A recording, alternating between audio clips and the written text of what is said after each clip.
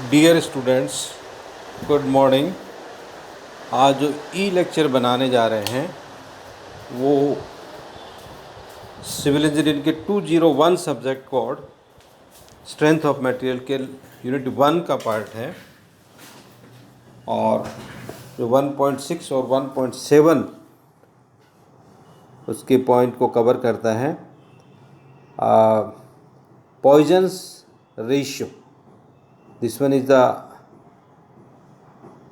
general this one is the term Poisson ratio, the ratio of the lateral strain to the linear strain, nothing but the Poisson ratio। lateral strain जिसको अनुप्रस्थीय विकृति बोलते हैं और longitudinal strain जिसको कि अनुदैर्ध्य विकृति बोलते हैं, इन दोनों का जो रेशियो है वो लॉन्गिट्यूड पॉइजन रेशियो कहलाता है। लेटरल का मतलब होता है कि जो जिस डायरेक्शन में फोर्स लग रहा है उस डायरेक्शन के जो नॉर्मल डायरेक्शंस हैं, नॉर्मल डायरेक्शन में जो साइड्स हैं उसमें जो उसकी बीमा में जो परिवर्तन का दर है वो लेटरल स्ट्रेन होती है। और फोर्स की डायरेक्शन में, जिस डायरेक्शन में फोर्स लग रहा है उस डायरेक्शन में कितना उसकी बीमा में परिवर्तन हो रहा है, what is the rate of change of the dimension along the force या in the direction of force is the longitudinal strain, and the lateral means what is the change in dimension perpendicular to the applied external force। जिस दिशा में force लग रहा है उसकी जो normal direction की जो साइड्स हैं बॉडी की उसमें जो बीमा में परिवर्तन है that means the lateral strain. The Poisson ratio denoted by 1/m या म्यू या 1/m के द्वारा दर्शाया जाता है। It's value lie between 0.25 to 0.34 for most of the material. अधिकतर मटेरियल में जो पॉइजन रेशियो की वैल्यू है वो 0.25 से लेकर 0.34 तक होती है। Most material have Poisson ratio value ranging between 0 to 0.5, यानी मटेरियल्स में पॉइजन रेशियो की वैल्यू 0 से 0.5। And the Poisson ratio of the stable isotropic linear elastic material, ये पर्टिकुलर एक मटेरियल है जो कि आइसोट्रोपिक, स्टेबल आइसोट्रोपिक है, linear elastic material must be -1.0 to 0.5 because of the requirement Young's modulus, the shear modulus and bulk modulus। क्योंकि इसकी requirement के लिए इसमें जो आइसोट्रोपिक लीनियर इलास्टिक मटेरियल है इसकी वैल्यू -1.0 से 0.5 तक होती है। मटेरियल हैविंग हेक्सागोनल सेल, जो मटेरियल जिसकी सेल हेक्सागोनल हो, the Poisson ratio greater than 1, Poisson ratio greater than 1.0, a perfectly incompressible isotopic material elastically at small strain would have a Poisson ratio of exactly 0.5। यानी कि एक again incompressible isotropic material है जो कि deformed elastically है, जो कि elastically deformed हो जाता है at small strain would have, जो कि कम स्ट्रेन पे भी डिफॉर्म हो जाता है, उसका जो पॉइजन रेशियो 0.5 होता है। लेटरल एंड लॉन्गिट्यूडनल स्ट्रेन, इस तरह से ये रेंज दे रखी है कि कौन से मटेरियल का पॉइजन रेशियो कितना हो सकता है। जनरली 0.25 से 0.5 तक होता है और एक 1 से अधिक होता है जो कि हेक्सागोनल जिसके सेल्स होते हैं, और एक आइसोट्रोपिक जो इलास्टिकली उसमें डिफॉर्म होता है उसका 0.5 होता है। Lateral and the longitudinal strain under the direct stress under different direction। Longitudinal strain जो अनुदैर्ध्य विकृति है होती है direct stress upon modulus of elasticity. P है वो डायरेक्ट स्ट्रेस है जो कि फोर्स की डायरेक्शन में होता है, और ई होता है और उसका क्रॉस सेक्शनल एरिया से डिवाइड कर देते हैं। What is the external force applied, what is the cross sectional area, nothing but the small p stress and modulus elasticity capital E, and इसको अपन ने एज्यूम कर लिया टेंसाइल।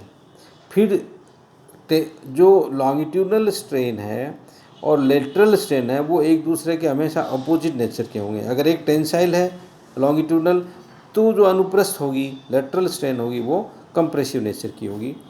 अगर एक ही फोर्स लग रहा है तो एक ही डायरेक्शन में फोर्स लग रहा है, अगर लॉन्गिट्यूडनल एक लग रहा है तो उसके कारण जो लेटरल डायमेंशन है उसमें अपोजिट नेचर का स्ट्रेन और स्ट्रेस डेवलप होगा। तो यहाँ पे E2 is equal to E2 को अपन ने लेटरल स्ट्रेन एज्यूम किया गया है तो P/ME। अगेन लीनियर को अपन ने पॉइजन रेशियो से linear stress is multiplied by Poisson ratio, nothing but the lateral strain. तो लेटरल स्ट्रेन है वो P/ME और लीनियर स्ट्रेन है P/E। वॉल्यूम अगर कोई भी क्यूबॉइड सेक्शन है LBD उसकी डायमेंशन है L है B है और D डायमेंशन है तो उसका वॉल्यूम LBD होगा। पार्शियल डिफरेंशिएशन कर दिया, पार्शियल डिफरेंशिएशन में एक का डिफरेंशिएशन करता है, रिमेनिंग को कांस्टेंट मान लेते हैं और सारी की सारी वैल्यू है वो वेरिएबल होती हैं। तो वॉल्यूम का किया तो डेल बी हो गया, एल का अगेन एल एक बार एल डिफरेंशिएट कर देंगे, बी डी कांस्टेंट होगा, बी डिफरेंशिएट कर देंगे एल डी कांस्टेंट होगा, डी डिफरेंशिएट कर देंगे एल बी कांस्टेंट हो जाएगा, वन डिफरेंशिएट रिमेन कांस्टेंट। तो E B is equal to del B upon E B हो जाएगा और डेल बी अपॉन बी इसमें जो डेल बी है और बी में डिवाइड कर देंगे एल बी डी से, तो इस तरह से फाइनल वैल्यू बनेगी delta L upon L, delta B upon B और डेल्टा डी अपॉन डी। तो E B is equal to जो मिलेगा P upon E, P upon M E, P upon M E और पी अपॉन ई common लेने पे one upon bracket के अंदर one minus two upon M होगा। अब फॉर द सर्कुलर बार के लिए again V is equal to circular bar के लिए क्रॉस सेक्शन एरिया को लेंथ से मल्टीप्लाई कर देंगे। अगेन जो वॉल्यूम का डिफरेंशिएशन होगा उसका जो वॉल्यूम का D का होगा और इस L का डिफरेंशिएशन होगा और दो यहाँ वेरिएबल हैं डायमीटर और लेंथ और π/4 है, this one is the constant, इसका डिफरेंस ये वेरिएबल नहीं है। तो इसका अगेन इसमें जो इसको सॉल्व करेंगे तो E V is equal to P upon E within bracket one minus two upon M होगा। इस फिर general Hooke's law, if a body is having dimension L, B breadth है, लेंथ L है और thickness D है, तो longitudinal जो strain होगा E1 is equal to P1 upon E minus P2 upon ME minus P3 upon ME और P1 P2 these three are the tensile stress. Opposite nature का stress develop होगा। अगर एक के कारण एक में लंबाई में वृद्धि होती है, रिमेनिंग में उसके कारण क्या होगा, संकुचन होगा। इस अगर E2 की डायरेक्शन में फोर्स लगा रहा तो रिमेनिंग डायरेक्शन में अपोजिट नेचर होगा। अगेन E3 की डायरेक्शन में अगर थर्ड डायरेक्शन में फोर्स लग रहा है तो रिमेनिंग टू डायरेक्शन में अपोजिट नेचर का स्ट्रेस और स्ट्रेन डेवलप होगा। इस तरह से लेकिन इस जनरल हुक्स लॉ में अपन देख रहे हैं कि P1 P2 P3 are tensile in nature. तो ये इक्वेशन है, यही जनरल हुक्स लॉ को रिप्रेजेंट करती है। अगर फोर्स E1 है, फोर्स 1 की डायरेक्शन में है तो स्ट्रेन E1 है, 2 की डायरेक्शन में E2 है, 3 की डायरेक्शन में E3 है एंड लेंथ डायरेक्शन मान लिया 1 माना है तो E1, तो रिमेनिंग विड्थ और डेप्थ होगी। अगर विड्थ को अगर E2 की डायरेक्शन को फोर्स को E2 की डायरेक्शन में यानी विड्थ की डायरेक्शन में फोर्स लग रहा है तो रिमेनिंग डायरेक्शन लेंथ और डेप्थ हो गई। सिमिलरली अगर डेप्थ की डायरेक्शन में अगर फोर्स लग रहा है तो रिमेनिंग लेंथ और विड्थ होगी वो लेटरल डायरेक्शन होगी। This one is the complete for the general Hooke's law. Complementary shear stress क्या होता है कि कोई भी स्क्वायर सेक्शन की बॉडी है और अगर उसके सरफेस में कोई भी शियर फोर्स लगता है तो वो बॉडी इक्विलिब्रियम में तभी रहेगी जब उतने ही मैग्नीट्यूड का फोर्स है उसकी नॉर्मल डायरेक्शन में लगेगा। यानी a body is square in nature, subject to shear force. The body is in equilibrium only when the equal amount of the shear force is acting or shear stress acting normal to it. अब यहाँ पे अपन ने Q और Q है वो एक direction में stress मान लिया है और Q डैश है वो रिमेनिंग डायरेक्शन में ले लिया। इसके जो कपल लेंगे अपन मोमेंट लेंगे तो फोर्स इनटू लीवर होता है, फोर्स अपना फोर्स होगा, स्ट्रेस को सेक्शनल एरिया से मल्टीप्लाई कर देंगे। तो ए बी एक साइड है, अदर साइड को यूनिट थिकनेस ले लिया इसको, ए बी सी डी जो है सेक्शन है वो सामने दिख रहा है, इसकी थिकनेस को यूनिट ले लिया, इकाई ले लिया है। तो A B into 1 is the area, और उसको स्ट्रेस से मल्टीप्लाई कर देंगे तो फोर्स आ जाएगा। एंड लीवर आर्म है फिर ए डी हो जाएगा। तो इस तरह Q into A B into A D हो गया। Moment of the balancing couple, तो बैलेंसिंग कपल है वो क्यू डेस है, तो क्यू डेस इंटू जो क्यू डेस लग रहा है वो ए डी साइड पे लग रहा है, और इंटू 1 उसका यूनिट थिकनेस हो गया, और ए बी उसकी लीवर हो गया। तो इस तरह से इसको मल्टीप्लाई कर दिया, दोनों को इक्वेट कर लेंगे तो Q is equal to Q dash, यानी जो क्यू फोर्स लग रहा है, क्यू स्ट्रेस लग रहा है, उतने ही मैग्नीट्यूड का क्यू डेस होगा। कब? जब वो बॉडी इक्विलिब्रियम में है।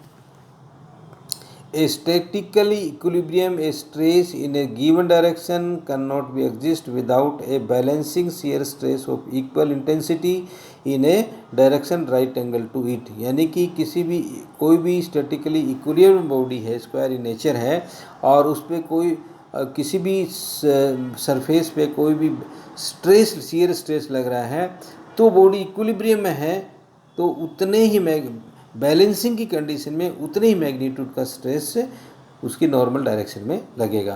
तो this one is the complementary shear stress. State of simple shear का मतलब एक स्क्वायर सेक्शन है, उसकी सरफेस पे केवल एंड केवल only the surface is acting shear stress. यानी सिंपल शियर का मतलब है no normal stress, no inclined forces are there on the surface of the square section, only the shear stress or the shear force is acting on the surface of the square section body। तो इसकी diagonal में जो stress होगा वो कितना होगा, ये अपने को फाइंड आउट करना है। No other kind of the stresses in acting square section having side two considering A B C, यानी कि किसी तरह का कोई भी फोर्स या स्ट्रेस नहीं लग रहा है स्क्वायर सेक्शन पे, केवल शियर स्ट्रेस लग रहा है उसकी सरफेस पे। इन्होंने ABC को अपने एक ट्रायंगुलर सेक्शन को कंसीडर कर लिया है, रिजोल्विंग कर लिया है। Q is equal to 2Q into B into cos of 45 degree, क्योंकि यहाँ पे स्क्वायर सेक्शन है तो डायगोनल है वो 45 डिग्री होगा, सिर्फ किसी भी सरफेस से 45 डिग्री पे जाएगी डायगोनल। और इसको जब अपन ने Q को रिजॉल्व किया है डायगोनल की डायरेक्शन में, तो Q कॉस ऑफ 45 डिग्री होगा, और अगेन जो Q होगा उसके कारण भी Q कॉस ऑफ 45 होगा। तो इस तरह से 2Q कॉस ऑफ 45 हो गया, और B इसकी जो साइड है और 1 इसका यूनिट थिकनेस है। तो एरिया, जब स्ट्रेस को एरिया से मल्टीप्लाई करेंगे तो फोर्स आएगा, और फोर्स को रिजॉल्व किया है डायगोनल की डायरेक्शन में।